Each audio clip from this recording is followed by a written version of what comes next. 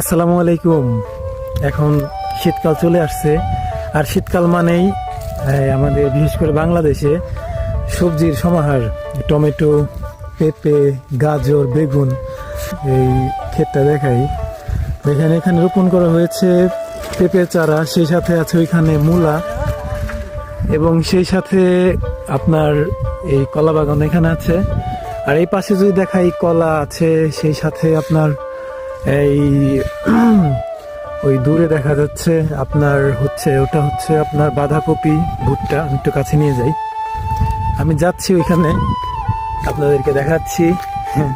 তো ভালোই লাগে শীতকাল আসলে, মাশাআল্লাহ। বিশেষ করে সবজি প্রচুর পাওয়া যায় শীতের সময়, শীতের মৌসুমে। এই যেমন শীতের মৌসুম ফল কপি থাকে, এটা অন্যান্য সিজনে এত অ্যাভেলেবল পাওয়া যায় না। বাঁধাকপি রয়েছে, ওখানে দাঁড়া আছে লাল, এই যে সুন্দর পেঁপে। তো সব মিলে মাশাআল্লাহ অনেক